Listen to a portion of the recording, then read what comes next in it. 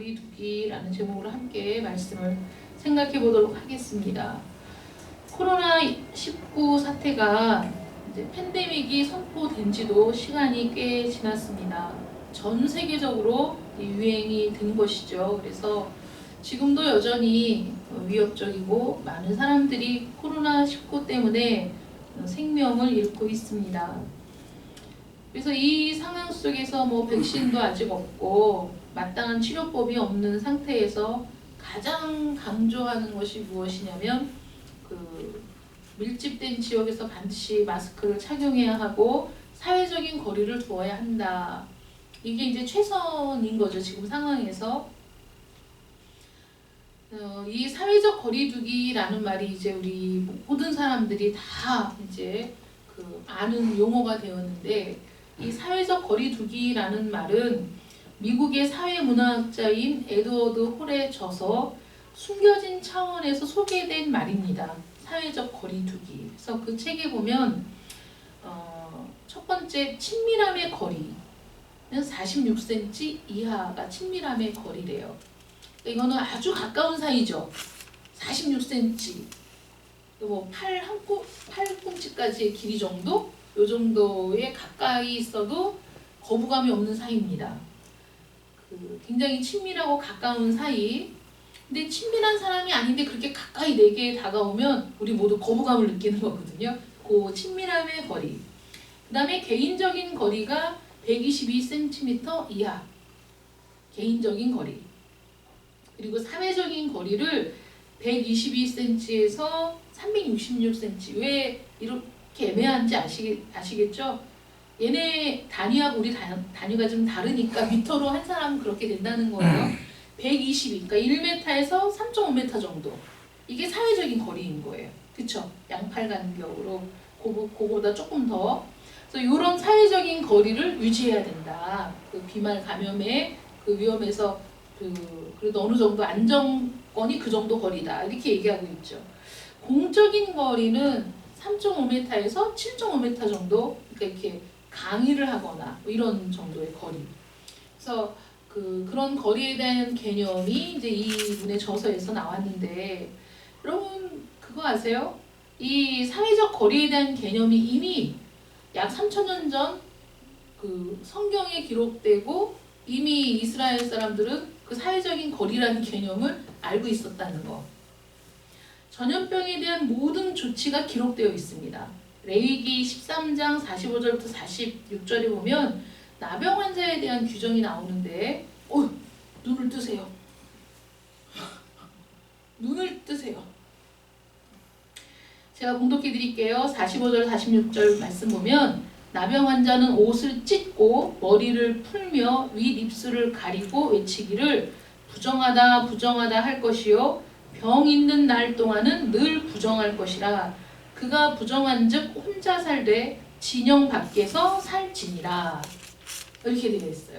그러니까 부정하다라는 게 더럽고 추한 어떤 혐오의 개념이 아니라 다른 사람을 전염시킬 수 있는 상태라는 거거든요. 그래서 윗입술을 가려보세요. 어떻게 해야 되나? 윗입술을 가린 상태가 어떤 상황이 되죠? 마스크를 쓴 마스크를 쓴 것과 똑같잖아요. 윗입술을 가리고, 그 다음에 사회적 거리두기가, 사람들이 혹시 지나간다고 해도 부정하다 부정하다 해서 사람들이 가까이 오지 못하게 하고, 이게 여러분 의학이 발달되지 않고 3,000년 전, 3,4,000년 전에 전염병이라는 건 도시를, 부족을 전멸시킬 수 있는 강력한 재앙이었거든요. 그런데 그런 증상이 있어? 그럼 제사장에게 가서 보이고 즉시 이렇게 거리를 두고, 혹시 누가 지나가다가 접촉을 하게 될까봐 부정하다 부정하다 외치면서 가까이 오지 못하게 하고, 거기에다가 병이 있는 날 동안은 늘 부정하다. 그러니까 병이 다 낫기 전에는 부정한 상태이다. 옮길 수 있는 상태이다. 그러니까 어떻게 하냐? 혼자 살아라. 그러니까 이거 자가격리잖아요. 혼자 살아라. 그리고 혼자 살 때 진영 밖에서 살아라. 이거는 남은 백성들을 보호하기 위한 조치잖아요. 그 안에 있는 게 아니라 그 이스라엘 민족들이 살고 있는 진영을 떠나서 그 마을 바깥에 외곽에서 혼자 살면서 그 병이 다 나으면 그 다음에 이제 제사장에게 통지를 해서 자기 병이 다 나았음을 보이고 확인을 받고 이런 정결 예식을 거쳐서 다시 공동체 속으로 들어올 수 있는 이런 법이 이미 정해져 있었다는 거예요. 이 하나님의 백성들인데 우리가 생각할 때 하나님의 백성들이면 이런 일을 겪지 않아야 되는 거 아닌가. 하나님을 믿는 사람들이라면 이런 질병 자체가 없어야 되는 거 아닌가 싶지만 하나님께서는 내 백성이라고 해서 하나님의 백성이라고 해서 이런 일이 없는 게 아닌 거예요. 왜냐하면 이 세상을 창조하셔서 그 안에서 살아가는데 거기서 완전히 독립되어 그 하나님의 백성만 뭐 진공 상태 아니면 무균 상태에서 살 수는 없는 거고 그런 여러 가지 일들이 일어날 수 있는 거죠. 자연스러운 겁니다. 그래서 하나님이 함께 하시는 백성들이지만 전염성이 강한 질병에 걸리면 이런 사항을 지켜야 돼요. 철저한 방역 관리가 이루어졌기 때문에 생각해 보세요. 200만 명이 넘는 인원이 집단으로 이동을 하고 있는데 40년 동안을 광야에서 돌고 있는데 이런 하나님께서 하나님의 지혜로 이런 말씀을 해주시고 이렇게 지키도록 하지 않으셨으면 정말 전염병 하나만 생기면 그냥 그 광야에서 전멸하는 거죠. 그래서 이런 사회적 거리두기라는 개념을 누군가가 말하기도 훨씬 전에 하나님께서 이렇게 하는 것이 전염병의 확산을 막고 그 다음에 공동체를 보호하는 길이라는 것을 알게 해주셨다는 거죠. 그래서 하나님의 법대로 살 때 사실 성경은 너무 구태의연하고 너무 오래된 일이라서 지금 이 현대에는 맞지 않아 이렇게 얘기하는 사람들이 많지만 하나님의 말씀을 읽으면 우리가 살아가야 할 모든 방법들이 사실은 이미 다 제시되어 있고 기록되어 있다. 여러분 율법을 쭉 보다 보면요 너무너무 놀라운 게 많잖아요. 남녀가 동침을 했을 때 그때 이제 강간을 당했을 때 들판이었어. 그 장소가. 그러면 여자는 무죄예요. 왜냐하면 도움을 요청해도 도와줄 사람이 없어 들판은. 그런데 장막 안에서 이 장막이라는 게 그 천으로 만들어진 거니까 옆에 장막이 있어도 소리를 지르면 다 들을 수 있는 그런 장막 안에서 동침을 하다 걸렸는데 여자가 나는 전혀 이게 아닌데 이렇게 얘기해도 그때는 여자도 죄가 있는 거예요. 왜냐하면 도움을 요청할 수 있고 소리를 지를 수 있고 이런 상황에서 이런 율법의 세세한 이런 것들을 보면 어떻게 이렇게 기가 막히게 이렇게 해놨을까. 그래서 최소한 억울한 사람이 없도록 그리고 우리들이 여러 가지 정황들을 율법적으로 대비해서 그렇게 했을 때 어쨌든 죄 지은 자를 처벌하고 그 가운데 억울한 피해자가 없도록 배려하는 부분들이 많이 있는 거예요. 그래서 레위기에 보면 옷과 벽에 생기는 질병조차도 철저한 관리를 명하고 있습니다. 옷에 생긴 곰팡이, 벽에 생긴 곰팡이조차도 철저하게 관리해서 그것이 더 이상 번져나가지 않도록 하는 규정들이 많이 있는 거죠. 그러면 오늘날 이렇게 코로나19 때문에 팬데믹이 선포된 상황에서 하나님은 우리에게 어떤 말씀을 하시는가 생각해 보면 오늘 본문 말씀을 통해서 우리가 생각해 볼 때 제일 먼저 해야 될 일이 우리가 악에서 떠나는 것이 우리가 가장 먼저 해야 될 일이다. 지금 다시 확 멈추진 않았지만 다시 우리 사회를 긴장하게 하고 있는 그런 일들이 사실은 조금 더 조심하고 조금 더 인내하고 해야 될 그 시점에서 이제는 정말 우리나라에서 이게 종식될 시기가 얼마 안 남았다. 이런 기대를 갖고 있는 상황에서 문제가 지금 생긴 거잖아요. 이런 일들이 사실은 자신의 쾌락을 쫓아 그런 거잖아요. 이렇게 모든 사람들이 힘들게 참아내고 인내하고 있는 이 상황에서 정말 한두 주간만 더 참으면 너무나 좋았을 상황에서 자신들의 쾌락을 쫓아 자신들의 즐거움을 쫓아서 그런 것들을 무시한 사람들 때문에 일어나는 이런 일들. 그래서 하나님의 백성들이 해야 될 일은 이럴 때 나에게 있는 잘못된 습관이나 죄악은 없는가를 돌아보고 가장 먼저 해야 될 일이 거기에서 떠나는 것이다.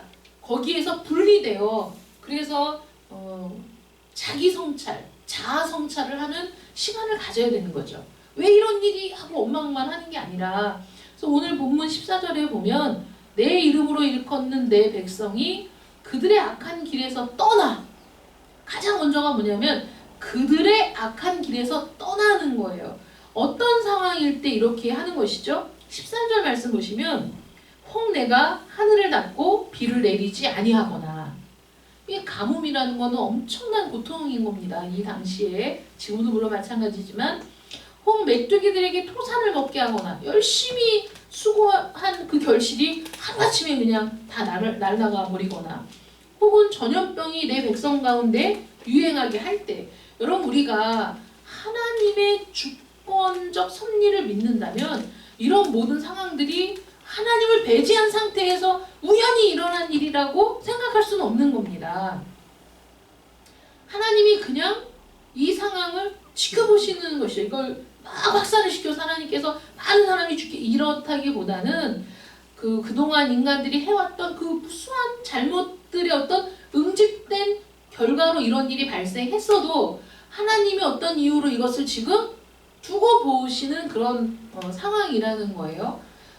이 상황에서 우리가 다시 한번 놀라게 되는 건 하늘의 별들이 반짝이고 더 많은 별들이 보이고 있다는 거예요. 이 두세 달이 지나는 동안에 자연이 회복되고 동물들이 개체수가 늘어나고 이런 일들이, 인간이 활동을 멈추니 자연이 회복되는 이런 상황을 보면서 야, 우리가 지금까지 해왔던 모든 일들, 과학과 문명의 발달이 사실은 자연을 훼손하고 환경을 파괴하며 그 위에 이루어왔던 것들이었구나 라는 것을 또 깨닫게 되는 거거든요.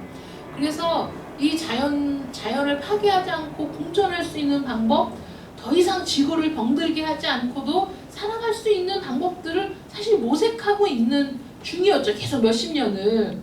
지금 그 지구상에 인간이 도저히 살 수 없는 지역이 늘어나고 있대요. 사막이어서가 아니라 그냥 생존이 불가능한.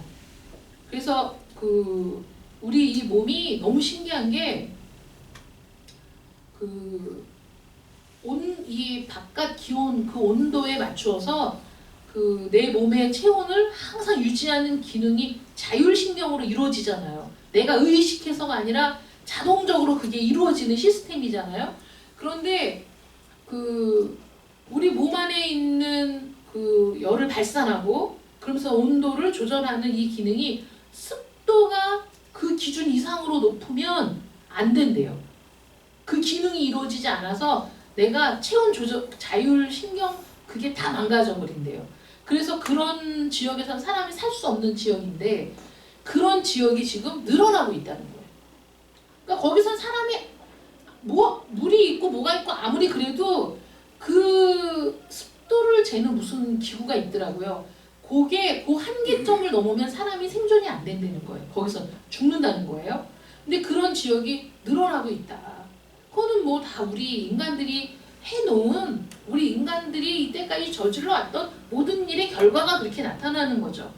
거기다가 또 오존층은 점점 더 늘어나고 있고 우리 생존의 위협을 받게 되는 일들이 지금 늘어나고 있는데 이 코로나 때문에 사람들의 모든 활동이 정지되고 축소되고 하다 보니까 그런 것들이 지금 주춤하고 자연은 다시 회복이 되고 하늘은 맑아지고 하늘의 별들은 더 반짝이고 더 많이 보여지는 이런 일들이 일어나고 있다. 그런 상황에서 우리가 생각하는 건 뭐죠? 야, 우리가 참 이기적인 존재였구나. 모든 걸 다 망가뜨리면서 우리의 욕심만을 추구했었구나. 제가 자료를 찾다 보니까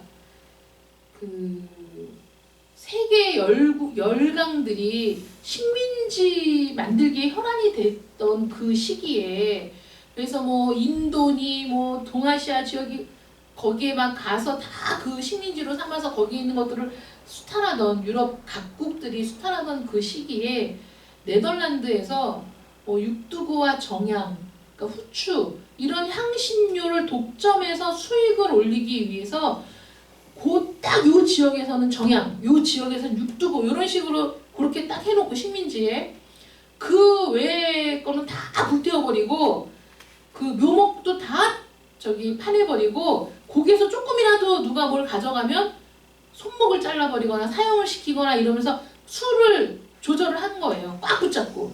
그래서 높은 값에 그것을 파는 거죠.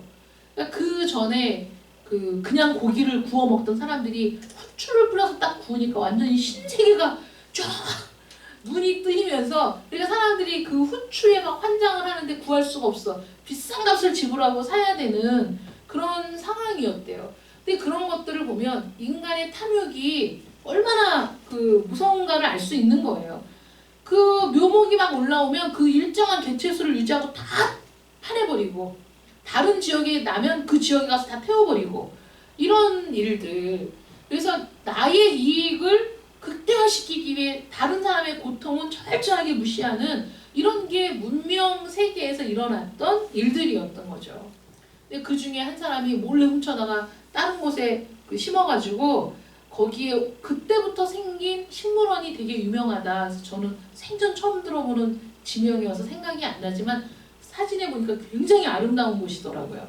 그러니까 그렇게 해서 그 향신료의 그 가격을 이 사람이 무너뜨렸다. 훔쳐갖고 와서 이 섬에다가도 재배시켜놓고 이 섬에다가도 재배시켜놓고 그렇게 했다. 이런 기사를 봤는데 그러니까 이런 일들을 통해서 야, 우리 인간이 너무 이기적인 존재였고 또 많은 힘 있는 이들이 자기들의 이익만을 추구하며 다른 사람의 고통을 철저하게 외면했던 그런 역사에 대한 인식. 그래서 우리가 앞으로 어떻게 살아가야 하는가를 찾는 그런 일들이 자정의 노력들이 지금 이루어져야 될 시기다. 그래서 그 내 백성이 다른 사람들은 그렇게 살아야 되고 일단 하나님의 백성이 그들의 악한 길에서 떠나야 되는데 악한 길이 무엇인지를 알아야 우리가 떠날 수 있는 거잖아요. 무엇이 악한 것이었는가. 지금까지는 선한 것인 줄 알았는데 알고 보니 이건 선한 것이 아니었구나. 지금까지는 이것이 최선인 줄 알았는데 이것이 아니었구나. 이런 것들을 깨닫는 과정이어야 하는 거죠. 우리가 하나님의 백성으로서 은혜 가운데 사는 것 같아도 우리는 예배를 드리고 은혜 가운데 사는 것 같아서 특별히 악이 없는 것 같아도 여전히 우리 가운데 남아있는 악한 습성들이 있을 수 있어요. 그런 것들이 드러나고 그런 것들이 발견되어서 그런 것들을 이번 기회에 다 버리고 끊어내는 시간들 되시기를 축원합니다. 아멘. 코로나19로 인해서 사회적, 경제적 어려움이 있지요. 많은 사람들이 어려움을 호소합니다. 물리적인 타격도 있고 물질적인 타격도 있습니다. 그런데 그런 일들 속에서 우리가 어찌할 수 없기 때문에 그 모든 행동의 제약을 받는 이 시기에 오히려 그것을 통해서 자연이 회복되듯이 오히려 이 시기를 통해서 영적인 회복과 각성이 이루어지는, 그래서 온라인 예배라는 걸 통해서 사람들이 안일함에 안주하게 되는 게 아니라 더 깊은 갈망으로 하나님을 찾는, 여러분 하나님을 찾는 일은 오프라인 예배 때만 하나님을 찾을 수 있는 건 아니에요. 그런데 우리 모든 그리스도인들이 이 코로나19 사태에 뉴스의 시선을 고정시키고 어떻게 세계가 돌아가는지에 대해서만 시선을 고정시킨 채 시간을 보내고 있었다는 거죠. 그게 아니라 이 상황에서 하나님이 원하시는 것이 무엇인가? 우리가 해야 할 일은 무엇인가? 그동안 우리가 게으르고 아니라고 나태했던 모든 것들에서 돌이켜서 하나님과의 관계가 회복되는 이런 시간이 되어야 한다는 거죠. 그래서 공적인 예배를 드리지 못하게 하는 거에 대해서 막 분노하고 이럴 것이 아니라 그 시간 동안에 우리는 더 깊은 친밀함의 관계에 들어갈 수 있다는 거예요. 그래서 우리가 너무 물질에만 치우쳐 있었던 건 아닌가? 우리가 너무 사람을 의지했던 것은 아닌가? 우리 스스로를 성찰할 기회를 하나님께서 주고 계신다. 그래서 스스로 자신의 악에서 떠나야 되는데 우리는 지금 이 코로나19 사태를 보면서 관음증의 세대잖아요. 우리는 다른 사람의 생활을 살펴보고 들여다보고 렌즈를 통해서 그 사람이 잘 때 어떻게 자는지 뭘 먹는지 별거 다 보는 세상이에요. 그래서 코로나19 사태도 세계에서 무슨 일이 일어나는지 어디서 누가 얼마나 죽었는지 이런 데만 관심을 갖고 있는데 그러면서 이 모든 사태의 책임을 누군가에게 떠넘기며 다른 사람을 비난하는 이 그 행태를 떠나서 내 자신에게 집중해서 내 모습을 성찰할 기회를 놓치지 않아야 된다는 거예요. 하나님이 주신 기회를 낭비하면 안 된다는 거죠. 그리스도의 완전함에 우리는 이르러야 되잖아요. 여러분 우리 그리스도인들이 그걸 잊으면 안 돼요. 그리스도의 완전함에 이르는 그리스도의 장성한 분량에 이르기까지 성장해 가야 되는 것이 우리 그리스도인임을 잊지 않는다면 우리는 그리스도의 그 온유와 겸손을 배우고 내 삶에 내 성품에 그런 것들이 나타나는 사람이 돼야 돼요. 이게 진짜 그리스도인인 거예요. 이기적이고 난폭하고 뭐라고 해야 돼? 난폭하다. 성정이 아주 그런 사람들이 변화되어서 온유하고 겸손한 사람으로 변화되어 가는 게 그리스도인의 삶의 여정인데 내가 그렇지 못했다는 사실을 성찰하고 다시 회개하고 우리 내면의 부족한 모습을 발견해서 그래서 그리스도를 따라가는 그런 시간을 가져야 된다는 것이죠. 그러니까 나의 옳음을 주장하기 위해 그리스도의 사랑을 버리면 안 돼요. 내가 옳다는 것을 강변하기 위해 사나운 성정을 가지면 안 된다는 거죠.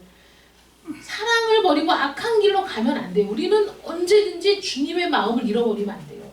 그런데 제가 이 코로나19 사태를 겪으면서 정말 마음이 아팠던 건 수많은 그리스도인들이 그렇게 악한 말을 그렇게 다른 사람을 죽이는 말들을 쉽게 하는 걸 보고 깜짝 놀란 거예요. 그리스도의 사랑은 손바닥만큼도 없는 거예요. 우리는 내가 사랑할 수 있는 사람만 사랑하는 게 아니라 원수까지도 사랑하라는 주님의 명령이 있어요. 그래서 우리가 행하는 모든 일의 기준이 사랑인 거예요. 사랑. 다른 사람을 사랑하는.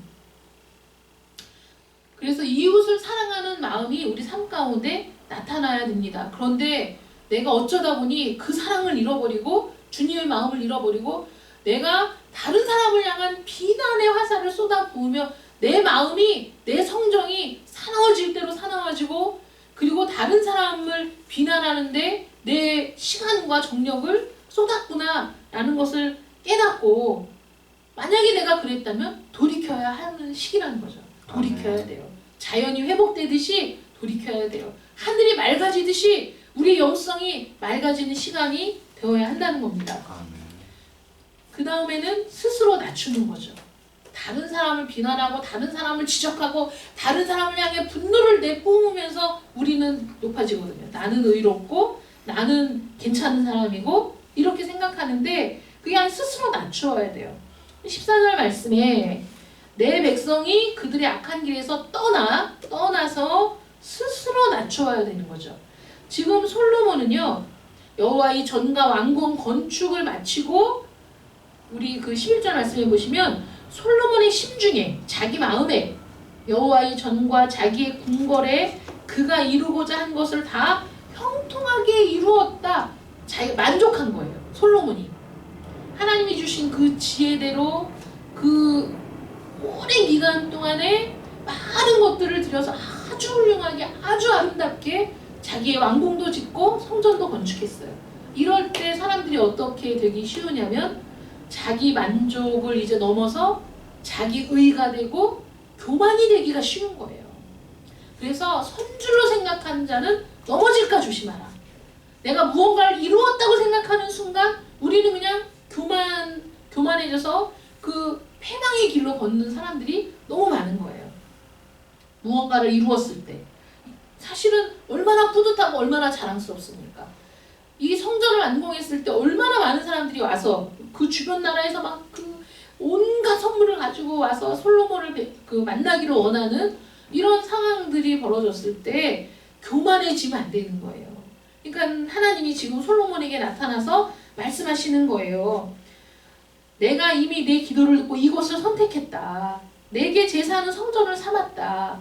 그러나 혹시 이런 일이 있을 수 있어. 하늘을 닫고 비를 내리지 않거나 메뚜기들에게 토산을 먹게 하거나 전염병이 내 백성 가운데 유행할 수 있어.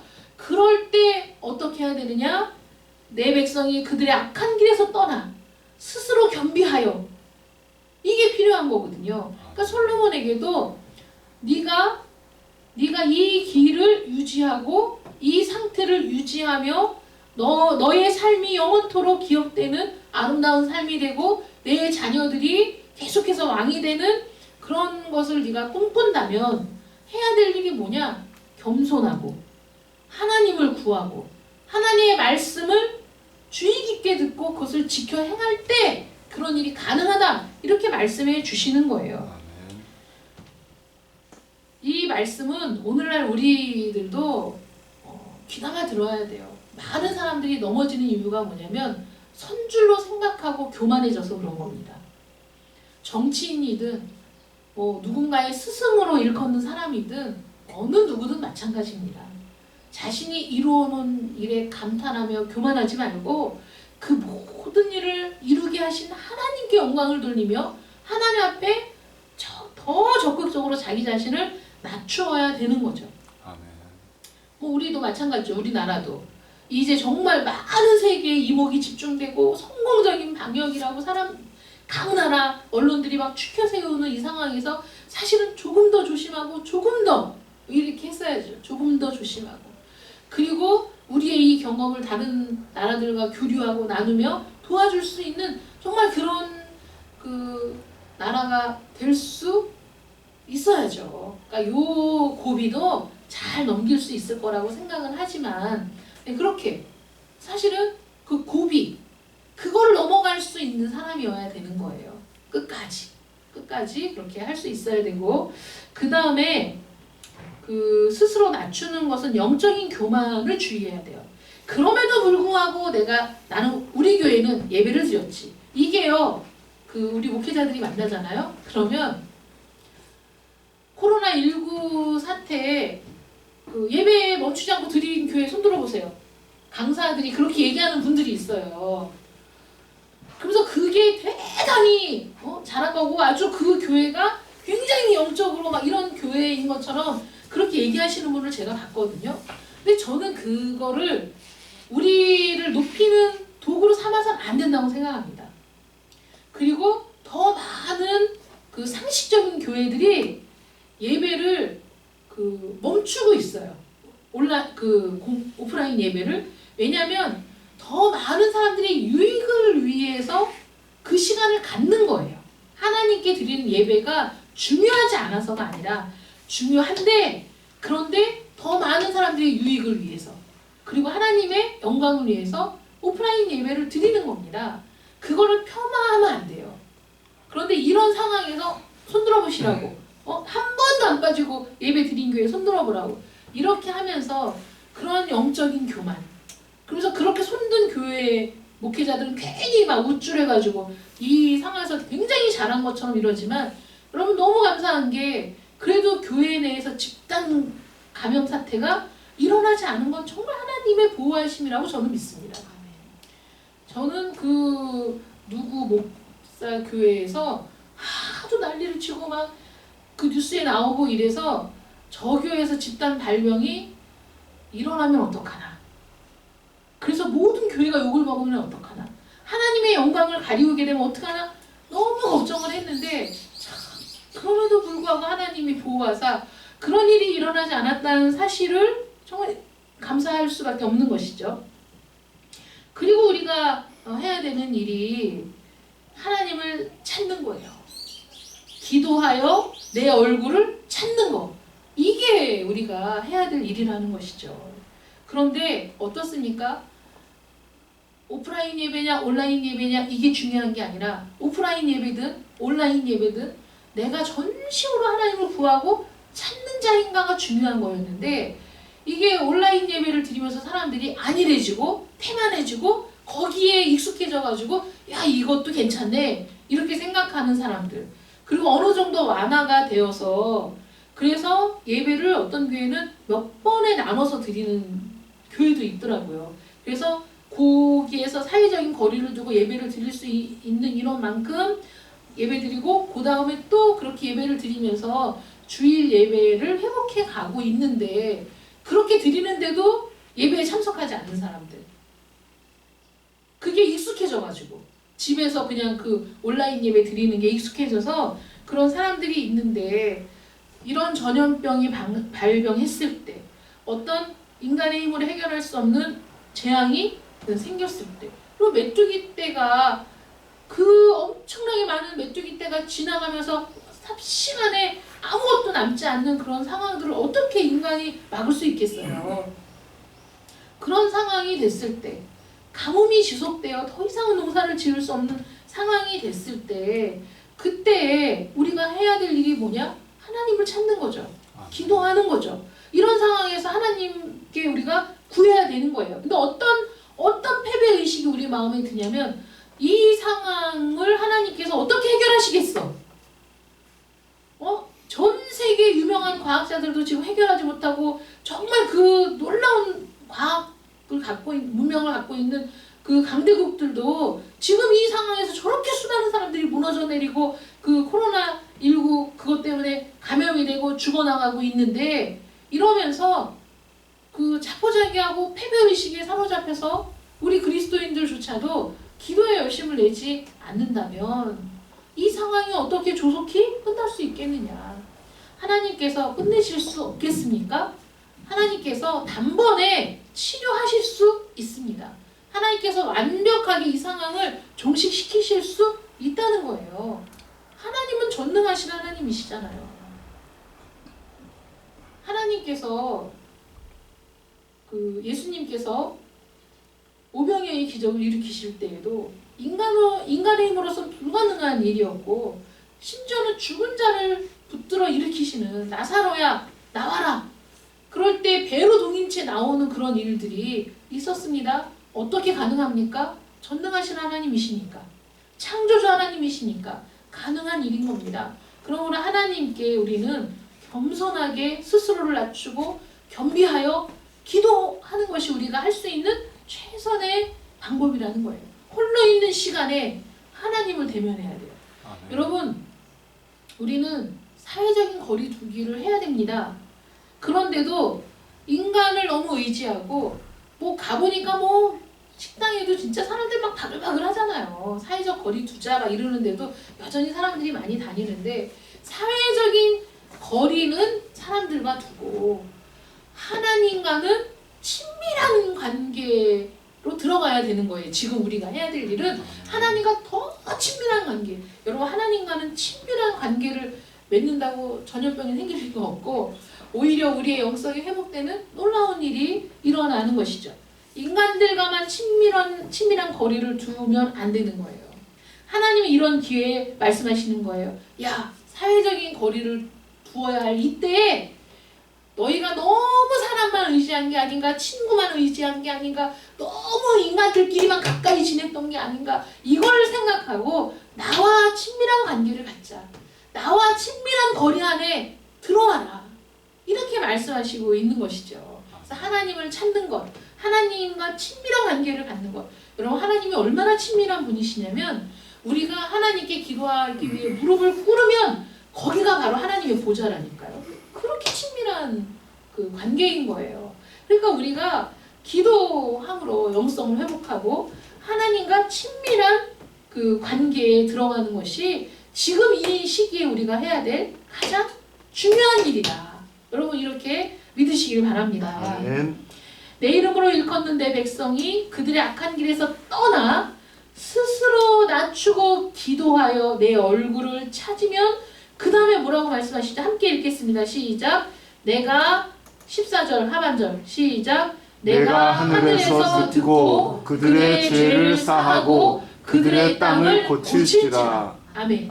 그들의 땅을 고치는 역사, 우리들의 땅을 고쳐주시는 역사가 하나님을 알지 못하는 자는 이 방법을 모르지만 우리는 이 방법을 아니까 스스로를 낮추고 자아를 성찰하여 모든 죄에서 떠나며 그리고 하나님 앞에 기도하여 하나님의 얼굴을 찾는 우리 모든 하나님의 백성들을 통해서 이 땅의 죄가 사해지고 이 땅이 다시 회복해 되는 역사가 일어날 줄 믿습니다. 아멘. 그 일을 감당하는 여러분들 되시기를 축원합니다. 아멘. 기도하겠습니다. 사랑의 하나님 감사합니다. 코로나19 사태로 인해서 많은 사람들이 우울해하고 지금 여러 가지로 힘들고 어려운 상황들이 지속되고 있습니다. 코로나19 사태가 종식되어도 한동안은 이 어려움이 지속될 듯한 이 상황들이 우리는 참으로 두렵고 또 어떻게 이 상황을 헤쳐나가야 할까 참 암담하기만 합니다. 그런데 이런 상황에서 하나님의 백성들이 다른 사람들과 똑같이 낙심하고 우울해하고 이렇게 퍼즐을 앉아가지고 이런 상황을 지속하고 있다면 이건 하나님의 백성들이 취할 길이 아닙니다. 하나님, 혹여라도 우리 안에 여전히 죄악의 관습이 남아있는지 우리가 악한 본성을 따라 살았던 영역들은 무엇인지 다시 한번 점검하는 자아 성찰의 시간들이 되게 하여 주시옵시고 아멘. 이렇게 사회적인 거리 두기를 해야 하는 이 상황 속에서 이제 사회적인 거리 두기가 하나님과의 친밀한 거리로 회복되는 귀한 역사가 있게 하여 주시기를 간절히 원합니다. 아멘. 하나님, 우리가 하나님을 찾고 기도하며 우리를 낮추고 하나님의 도우심을 구할 때 하나님께서 약속하셨습니다. 우리의 기도를 들으시고 우리의 모든 죄악을 사하시며 이 땅을 고쳐주신다는 하나님의 약속을 믿습니다. 아멘. 하나님 이 땅을 고쳐주시옵소서, 회복시켜 주시옵소서. 아멘. 더 이상 이 모든 상황들이 전 세계 사람들을 공포에 몰아넣지 않도록 하나님 완전하고도 깨끗하게 치료하여 주시옵소서. 아멘. 더 이상의 피해가 없도록 막아주실 줄 믿습니다. 우리 모든 그리스도인들이 하나님의 백성들이 하나님의 나라가 회복되는 역사, 그래서 하나님 앞에 무릎 꿇어 기도하며 영성이 다시 회복되는 귀한 역사가 있게 하여 주시옵소서. 아멘. 예수님의 이름으로 기도드립니다. 아멘.